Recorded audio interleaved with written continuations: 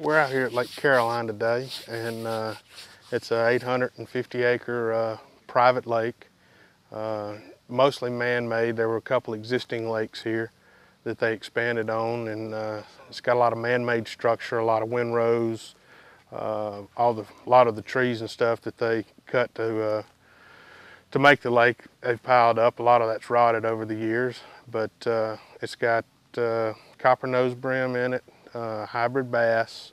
I think they're the F1 tiger bass is what they're called. There's some catfish in here and some grass carp, and it's got some really good crappie fishing too. Give it a whirl, throw it right up here, right in this corner, where all these logs are crossing and laying down. It's a perfect place for a bass to be laid up. So what you want to do is just cast over that way.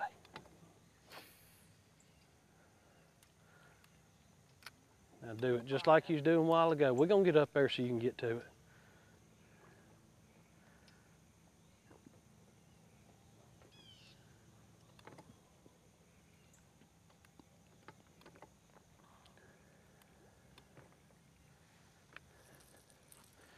Put it right in there.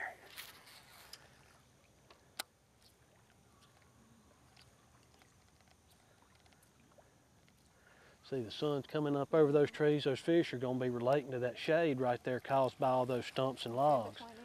Yeah, throw it in between any of that. No, that's just right. Just right. Now, you're bringing it down. You can see underwater how that log's laying there. Pop it.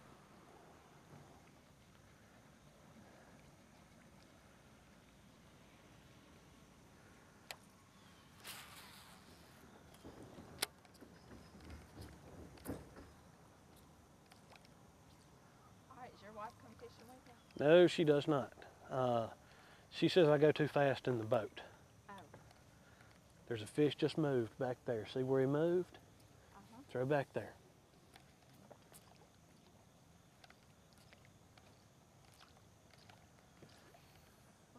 That's all right, that's all right.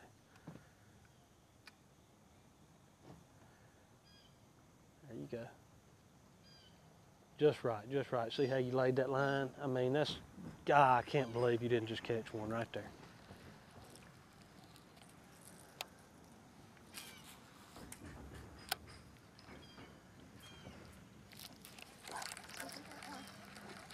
No, I actually hooked the log there for a second. Throw up in there again. You got to catch a fish right there.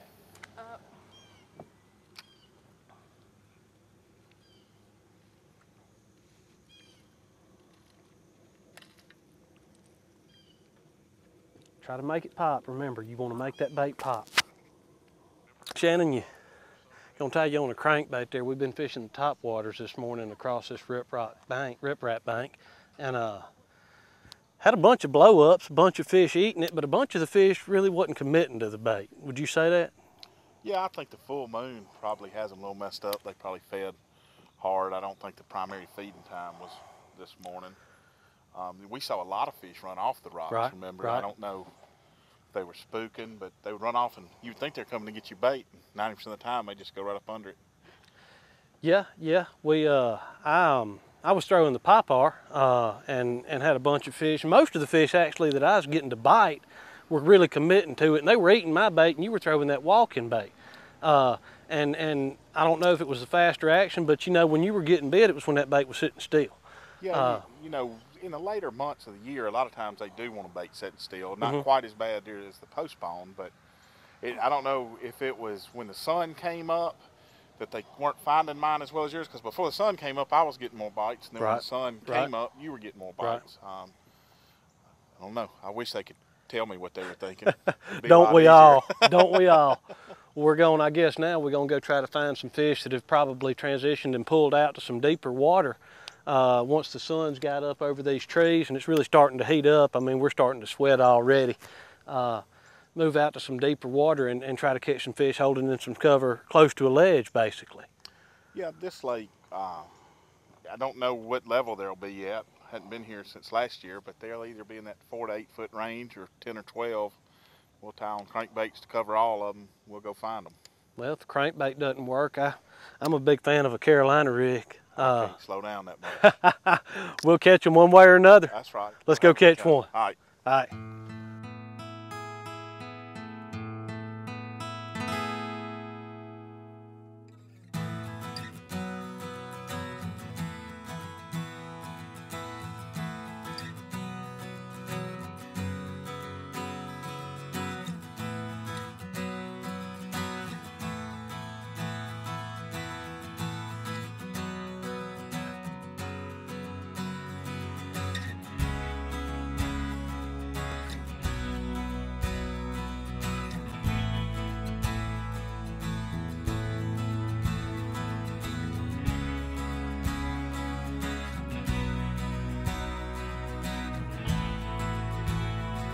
Well, yeah, it just tapers.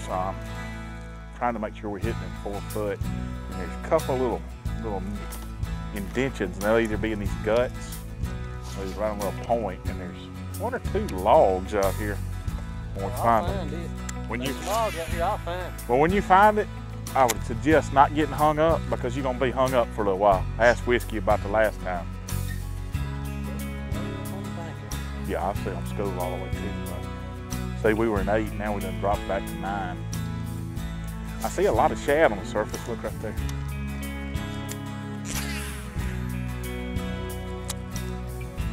Yeah, there's nothing like throwing 3/4 ounce football head with a speed crawl on it, sailing out there and having one just totally crush it, reeling it in as fast as you can now, 6 to 8 pounds. I don't know if you've noticed, but it's a lot shallower right there.